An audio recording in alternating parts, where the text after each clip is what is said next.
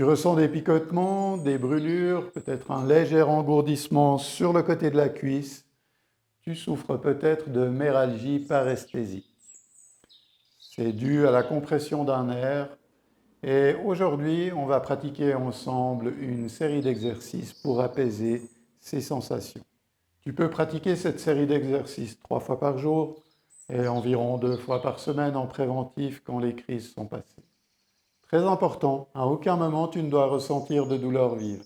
Quand l'intensité devient trop forte, reviens un peu en arrière et installe-toi dans l'espace du confort. On va commencer par un petit échauffement, mais d'abord juste 3 respirations. On peut fermer les yeux, amener la main gauche sur le ventre, la main droite au niveau du cœur. Expirer, vider complètement, on essaie de vider au maximum ses poumons. Puis je viens inspirer, je gonfle jusque sous les clavicules sans trop forcer. Et j'expire complètement. Deuxième grande inspiration. Expire, on vide complètement. Une dernière grande inspiration. Puis on va venir amener les mains au niveau des hanches et faire quelques cercles dans un sens ou dans l'autre, c'est égal.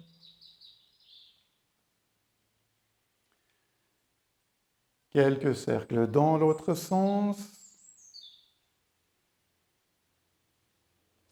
On va venir se recentrer, passer le poids du corps à gauche et venir balancer un peu la jambe droite en avant et en arrière. Garder les mains au niveau des hanches, trouver un point fixe devant toi, te concentrer dessus pour améliorer ton équilibre. Même chose de l'autre côté.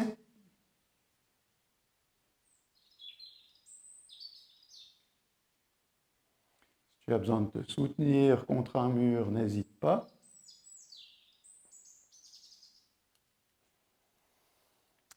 Puis on va se replacer sur son tapis, les pieds parallèles, on va prendre une flexion latérale. Pour commencer, la main droite qui va venir contre la cuisse. Je viens étirer mon bras gauche en direction du ciel et en expirant gentiment, je laisse glisser la main droite de côté. Je fais attention de garder mes hanches dans l'axe, je ne veux pas déporter à l'extérieur sur le côté gauche. Je pousse bien mes talons dans le sol, j'engage les fessiers, les cuisses. Si ça va pour l'équilibre, je peux porter le regard vers le plafond, le regard qui passe juste devant mon biceps, et je cherche à avoir le menton proche de mon épaule.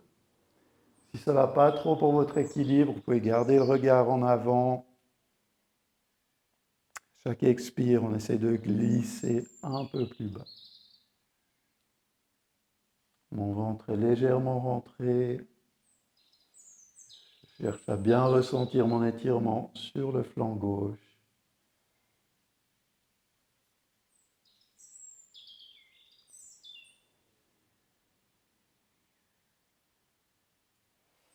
Puis on va inspirer, redresser.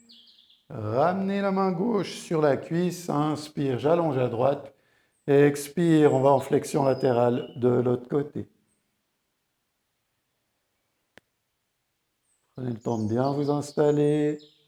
Pensez à contracter les cuisses et les fessiers. Important pour protéger le bas de votre dos.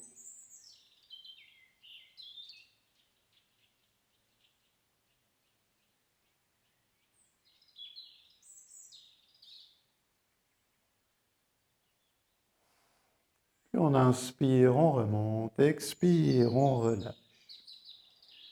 On va continuer avec une posture au sol.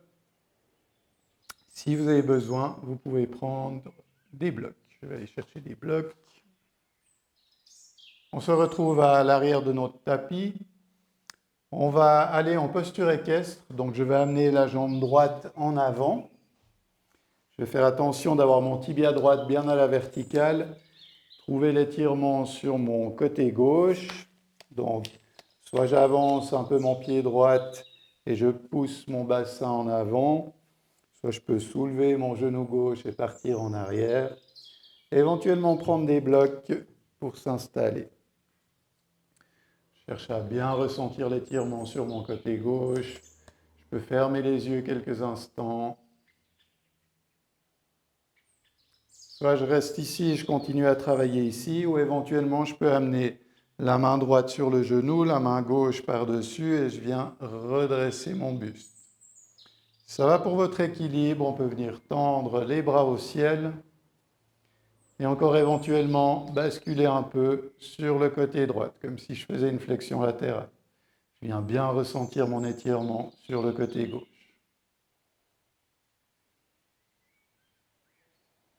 Vous pouvez aussi vous appuyer sur un meuble ou un lit si vous avez besoin.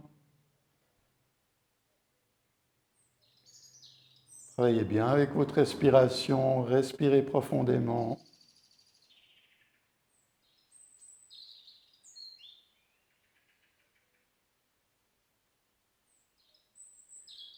On inspire, on revient. Expire, on ressort. On va ramener la jambe droite en arrière et faire la même chose avec la jambe gauche. J'amène ma jambe gauche devant, je prends le temps de bien m'installer, vérifier mes alignements avec mes blocs si besoin. Variante un peu plus avancée, je viens avec main gauche et droite par-dessus, j'étire. Variante 3, bras au ciel. Et 4 en flexion latérale légère.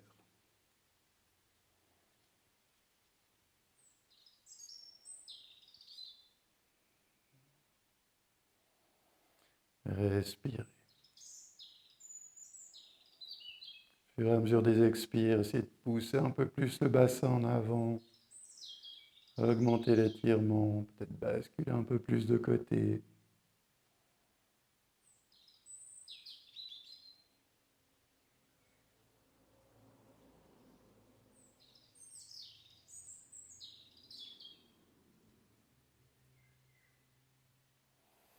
Inspire, on revient. On peut ramener les mains au sol et repartir en arrière.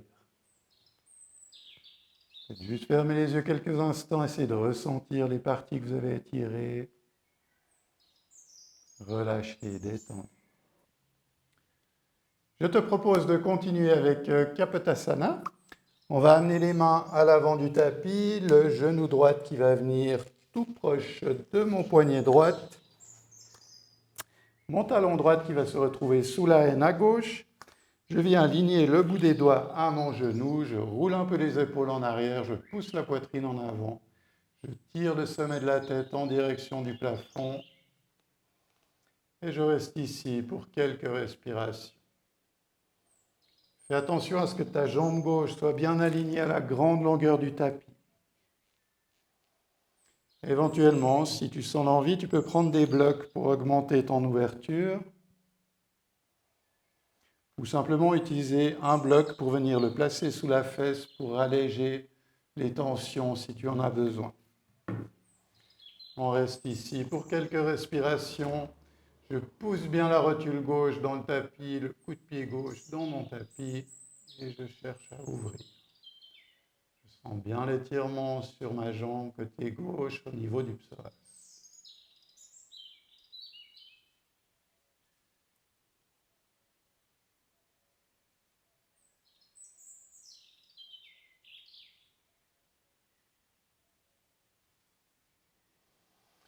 Puis tout gentiment, je vais repartir en arrière. Je prends tout le temps qu'il faut.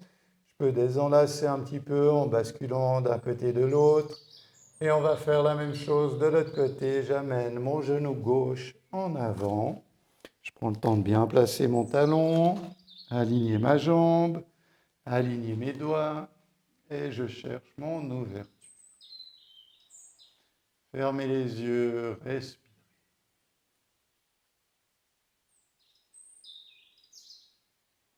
Je vais bien garder la rotule droite plaquée sur le tapis.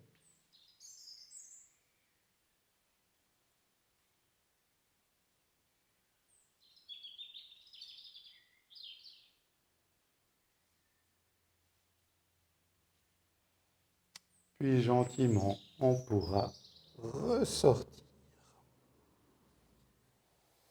À nouveau, juste quelques instants, les yeux fermés, pour ressentir ce qui se passe dans ton corps. Pour l'étirement suivant, on va se coucher en latéral. Je viens faire une belle ligne droite. Je peux appuyer ma tête sur mon biceps comme petit coussin. Et on va venir fléchir le genou de la jambe qui est en haut. Vous pouvez faire d'un côté ou de l'autre d'abord, c'est égal. Attraper le coup de pied et compresser le talon en direction de la fesse. Puis je vais faire attention à bien garder mes genoux l'un au-dessus de l'autre. On va maintenir cet étirement pour 30 à 45 secondes. Comme d'habitude, je vous invite à fermer les yeux, respirer profondément. Et éventuellement, si c'est trop difficile d'attraper votre jambe, que vous manquez de souplesse au niveau du quadriceps, attrapez une sangle, sanglez au niveau de la cheville et tirez gentiment jusqu'où vous pouvez en restant dans vos limites.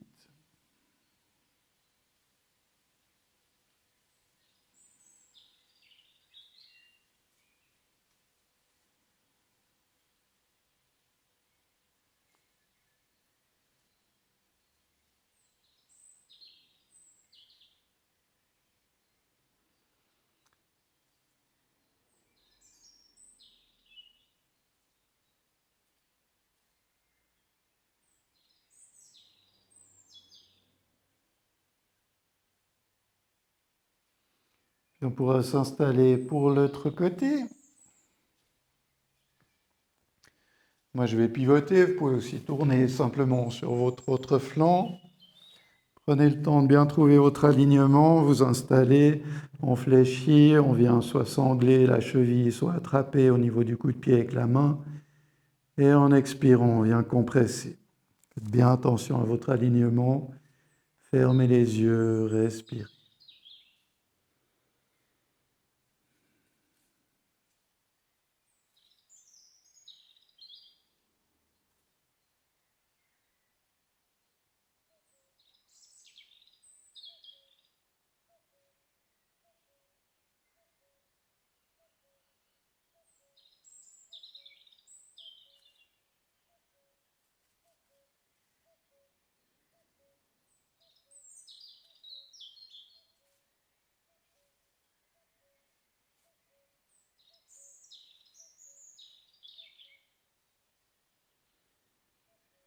Et gentiment, on va relâcher.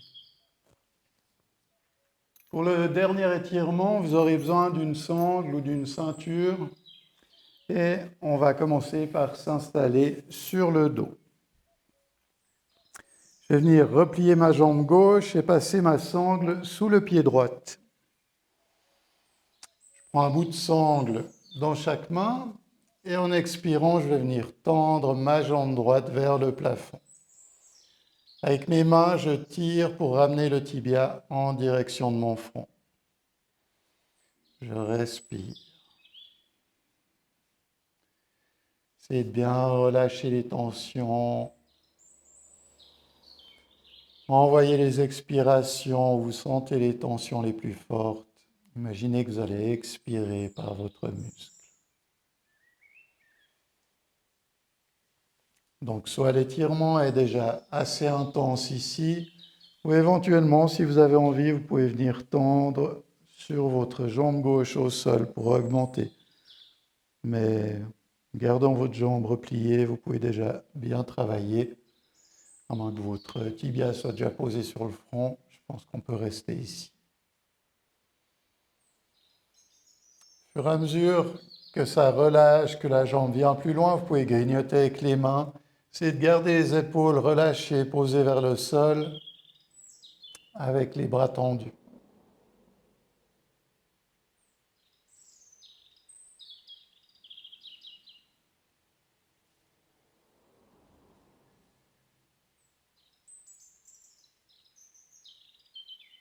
De nouveau, un étirement qu'on va maintenir 30 à 45 secondes. Idéalement, au moins 45 secondes pour que le muscle emmagasine bien l'information.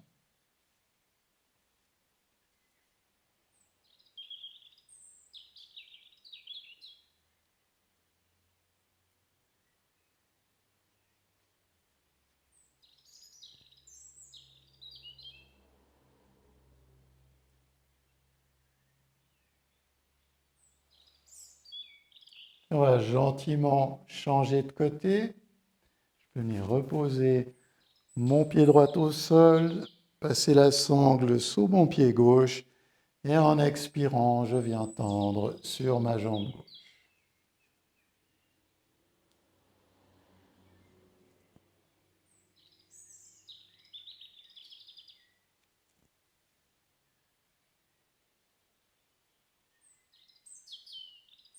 Et bien relâcher toutes les tensions du corps, toutes les zones du corps sont détendues.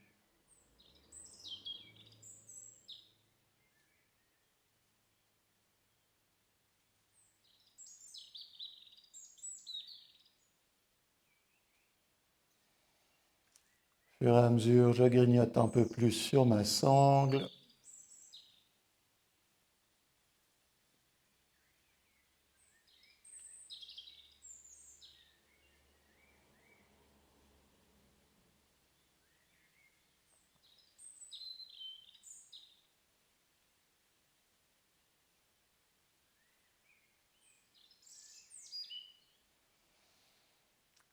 Et gentiment, je peux ressortir. Poser ma sangle de côté. Le dernier exercice de cette série va être une relaxation. Tu peux rester couché sur le dos. Donc, soit j'ai mes jambes tendues, les talons plus ou moins à largeur tapis, je laisse tomber mes pointes de pied sur l'extérieur, bras légèrement ouverts, et je me relaxe ici. Si je sens un peu des tensions dans le bas du dos ou ailleurs, je peux essayer de venir placer un bloc sous chaque genou ou n'importe quoi pour surélever un peu vos genoux. Regardez comme ça si vous êtes plus confortable.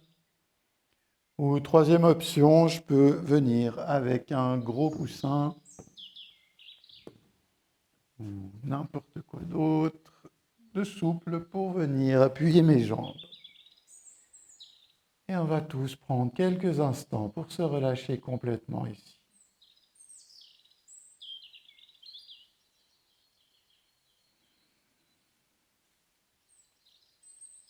Détends-toi complètement. Tu deviens observateur de ce corps. Place-toi comme si tu étais à l'extérieur de ce corps et observe.